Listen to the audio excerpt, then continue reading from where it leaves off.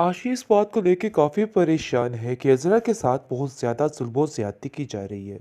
और वो कहती है कि मैं आपको इस तरह से अपने ही घर में एक मुलाज़मा की हैसियत से नहीं देख सकती और मैं काफ़ी ज़्यादा परेशान हूँ। जिसको सुनकर वो कहती है कि तुम फ़िक्र मत करो, ये सब कुछ मैं अपनी खुशी के लिए कर रही हूँ और देख लेना कि एक दिन मैं जल्द ही कामयाब हो जाऊँगी और फिर से ये मेरा ही घर होगा। जिस पर आशी कहती है कि मुझे आपकी बात का कोई भी गिला नहीं है, कुछ भी नहीं है, क्योंकि मैं जानती हूँ कि आप हक के रास्ते पे चल रही हैं और आपका रास्ता बिल्कुल ठीक है। और काश मेरी माँ को और मेरी नानी जान को कोई हिदायत दे दे। यानी कि अल्लाह से हिदायत मांगती है और कहती है कि इन लोगों की तो अक्ल ठिकाने आनी ही नहीं है।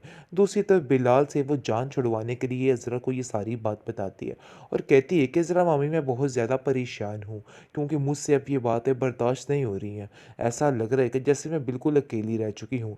जिसको सुनकर आप देखेंगे कि वो उसको समझाती है और कहती है कि तुम क्या सोच रही हो? देखो, मैं तुम्हारे साथ कुछ भी गलत नहीं होने दूँगी। तुम बिल्कुल मेरी अंबर के जैसी हो और तुम्हारे साथ नाइंसाफ़ी कतई बर्दाश्त नहीं करूँगी। जिस पर आप देखेंगे कि ये बातें सुन लेती है फूफो जान और कहती है कि अरे तुम क्या पटियाँ पढ़ा रही हो?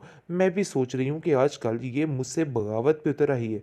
लेकिन असल वजह तो अब समझ आई है कि आप सब लोगों की मिली-जुली भगत है और आप सब लोग मिलके ये सब कुछ कर रहे हैं। मुझे तो यकीन ही नहीं आ रहा है कि आखिर इस कदर भी कोई घटिया हो सकता है। अरे हमारे घर में ही रह के हमारा ही खा पी रही हो और हम पर ही ये इल्ज़ामात लगा रही हो और हमारी ही बेटी को भड़का रही हो। देखो, ऐसी हरकतें नाक़ाबिले बर्दाश्त हैं। जिस पर अज़रा उसको बात सँभालने की कोशिश करती है और कहती है, मैं तो बस उसको यही समझाने की कोशिश कर रही थी कि तुम्हें उनकी बात मान लेनी चाहिए और जो तुम्हारी सगी वो हैं और कोई भी नहीं हो सकता। आशी भी ऐसा ही कहती है कि मुझे यही कहा और जा रहा कहती है था। कि पता नहीं ज़रा भाभी किस हाल में है और बेचारी किस तरह से अपनी ज़िंदगी गुजार रही हैं। मुझे तो उनको सोच सोच के पता नहीं क्या होता है। इस पर आप देखेंगे कि सब कहते हैं कि नहीं, वो बहुत ही बहादुर खातून है, वो अपने आप को बड़े अच्छे तरीके से संभाल लेगी।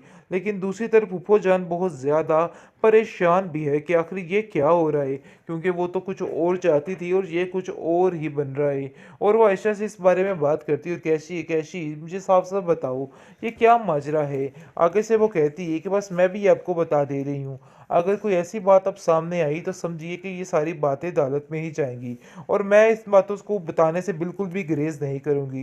यानी कि वो पूरा पूरा साथ देगी, इज़रा को रज़रा को कहेगी कि आप परेशान मत हो, सब ठीक हो जाएगा और उसका पूरा पूरा साथ देने के लिए तैयार है। और इज़रा को भी कह देती है कि आपको बिला वजह परेशान होने की कोई ज़रूरत नहीं है, मैं आपको इन सब बातों में साथ देने के लिए तैयार हूँ और इनकी सारी जो बातें हैं इसको पर्दापोश ज़रूर करूँगी और आपका साथ दूँगी। जिस पर अज़रा कहती है कि हाँ, मुझे यकीन है कि तुम ऐसा ही करोगी, लेकिन ऐसा ना हो कि ऐन मौके पर तुम इन बातों से बदल जाओ और सारा मामला ख़त्म हो जाए। इस पर वो कहती है कि नहीं, अब ऐसा नहीं होगा। लेकिन अज़रा आप देखेंगे कि ऐसी-ऐसी बातें सुनती है और सुनकर हैरान हो जाती है और कहती है कि कोई इस तरह का भी इंसान हो सकता है, क्योंकि आशीष को एक-एक बात बताती है और कहती है कि ऐसा हुआ, ये हुआ, वो हुआ।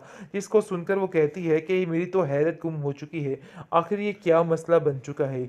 तुम देख लेना कि बहुत जल्द ये लोग खुद ही इस चीज़ का इज़हार कर देंगे और सबके सामने यही ज़ाहिर करेंगे कि इन्होंने ही सब कुछ किया था, क्योंकि अब बहुत सख्त आपस में इख्तलाफात इन लोगों के बढ़ चुके हैं और वो तंग आ चुके हैं। लेकिन कुछ समझ ही नहीं आ रही कि वो क्या करे। दूसरी तरफ आशीष इस बात के लिए नहीं मान रही है, लेकिन अब देखेंगे कि अज़रा का भी इस घर में अब दम घुटता है और उसको समझ ही नहीं आ रही कि आखिर वो क्या करे। लेकिन फिर भी उसने सोच लिया है कि वो हिम्मत नहीं आ रही। फूफो जो नजरा को कहती हुई नजर आ रही है, अरे बीबी जान, जल्दी से अपनी इद्दत को ख़त्म करो और निकलो यहाँ से, चलती बनो, क्योंकि मैं तुम्हें मज़ीद यहाँ पे बर्दाश्त नहीं कर सकती हूँ। लेकिन नजरा किसी और ताक पे बैठी हुई है, क्योंकि है तो वो शातिर औरत। दूसरे तो बेचारे लोग यहाँ से चले गए, लेकिन वो ठान लेती है कि नहीं, बहुत जल्द इसका सारा चेहरा बेनकाब करके ही रहेगी। क्योंकि जैसे ही आप देखेंगे कि वो अस्मा को कॉल करती है और कहती है कि अस्मा, देख लेना कि ये काम बड़ी ही चालाकी के साथ होंगे और इनकी अपने ही ऐसी फूट डलेगी कि सारा मामला ठीक हो जाएगा। जाएगा। तुम्हें बिल्कुल भी परेशान होने की कोई भी ज़रूरत नहीं है। जिसको सुनकर आप देखेंगे कि इस्मा कहती है कि ज़रा भाभी ऐसा ना हो कि आप किसी चुंगल में फँस जाएँ, यानी कि कुछ ऐसा ना ये लोग कर दें जिसकी वजह से मसला ख़राब हो जाए। इस पर वो कहती है कि तुम फ़िक्र मत करो, मैं इधर सब कुछ हैंडल कर लूँगी, बल्कि तुम नहीं जानती कि आप लोगों के जाने के बाद इधर क्या मुश्किल हो रहा है। जिसको सुनकर वो कहती है कि आखिर क्या हुआ? आगे से आप देखेंगे कि वो बताती है कि इनकी आपस में ही फूट पड़ चुकी है। इसके भतीजे ने खुद ही इस चीज़ का इज़हार कर लिया है कि सारा कुछ जिस तरह हथिया कर लिया है, ऐसे ही मैं बाहर निकाल सकता हूँ। यानी कि मिनट में आपकी हर चीज़ को ख़त्म कर सकता हूँ, क्योंकि असल में अब वो आशी के लिए ये हाथ माँग रहा है। ये चीज़ बिल्कुल भी काबिल बर्दाश्त नहीं हो रही है सायरा को और उसकी माँ को, और वो कहते हैं कि चाहे जो मर्ज़ी हो जाए, वो ऐसा करने के लिए कभी भी राज़ी नहीं होंगे। इसलिए साफ-साफ वो कह देती है कि चाहे जो मर्ज़ी हो जाए, हम इस बात के लिए राज़ी नहीं होंगे। बस इसी बात से इनकी आपस में लड़ाई होने वाली है और सारा मामला जो है वो रफ़ा-दफ़ा होने वाला है। यानी कि सारी हकीकत खुल के सामने वाली है और इनका असली चेहरा खुद ही बेनकाब हो जाएगा। खैर आप देखेंगे कि अब अज़रा जो है वो फ़ोन करके कहती है कि परेशान होने की किसी को कोई ज़रूरत नहीं है, लेकिन उसकी माँ उसको समझाती है कि तुम परेशान मत हो, ज़रा हौसले और हिम्मत से काम लेना, देख लेना सारे मसले खुद ही हल हो जाएंगे। लेकिन अब देखेंगे कि बहुत ज़्यादा परेशान हो चुकी है बेचारी फ़रत, और कहती है कि पता नहीं ज़रा भाभी किस हाल में है और बेचारी किस तरह से अपनी ज़िंदगी गुजार रही हैं। मुझे तो उनको सोच सोच के पता नहीं क्या होता है। इस पर आप देखेंगे कि सब कहते हैं कि नहीं, वो बहुत ही बहादुर खातून है, वो अपने आप को बड़े अच्छे तरीके से सँभाल लेगी। लेकिन दूसरी तरफ फूफो जान बहुत ज़्यादा परेशान भी है कि आखिर ये क्या हो रहा है, क्योंकि वो तो कुछ और चाहती थी और ये कुछ और ही बन रहा है। और वो आयशा से इस बारे में बात करती है और कैसी कैसी मुझे साफ-साफ बताओ, ये क्या माजरा है? आगे से वो कहती है कि बस मैं भी आपको बता दे रही हूँ, अगर कोई ऐसी बात अब सामने आई तो समझिए कि ये सारी बातें अदालत में ही जाएँगी और मैं इस बातों को बताने से बिल्कुल भी गुरेज़ नहीं करूँगी।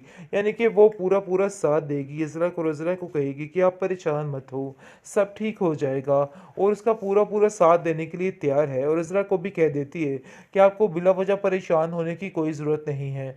मैं आपको इन सब बातों में साथ देने के लिए तैयार हूँ और इनकी सारी जो बातें हैं इसको पर्दापोश ज़रूर करूँगी और आपका साथ दूँगी। जिस पर इज़रा कहती है कि हाँ, मुझे यकीन है कि तुम ऐसा ही करोगी। लेकिन ऐसा ना हो कि ऐन मौके पर तुम इन बातों से बदल जाओ और सारा मामला ख़त्म हो जाए। इस पर वो कहती है कि नहीं, अब ऐसा नहीं होगा। लेकिन नज़र आप देखेंगे कि ऐसी-ऐसी बातें सुनती है और सुनकर हैरान हो जाती है और कहती है कि कोई इस तरह का भी इंसान हो सकता है, क्योंकि आशीष को एक-एक बात बताती है और कहती है कि ऐसा हुआ, ये हुआ, वो हुआ। जिसको सुनकर वो कहती है कि मेरी तो हैरत गुम हो चुकी है। आखिर ये क्या मसला बन चुका है? तुम देख लेना कि बहुत जल्द ये लोग खुद ही इस चीज़ का इज़हार कर देंगे और सबके सामने यही ज़ाहिर करेंगे कि इन्होंने ही सब कुछ किया था। क्योंकि अब बहुत सख्त आपस में इख्तलाफात इन लोगों के बढ़ चुके हैं और वो तंग आ चुके हैं, लेकिन कुछ समझ ही नहीं आ रही कि वो क्या करे।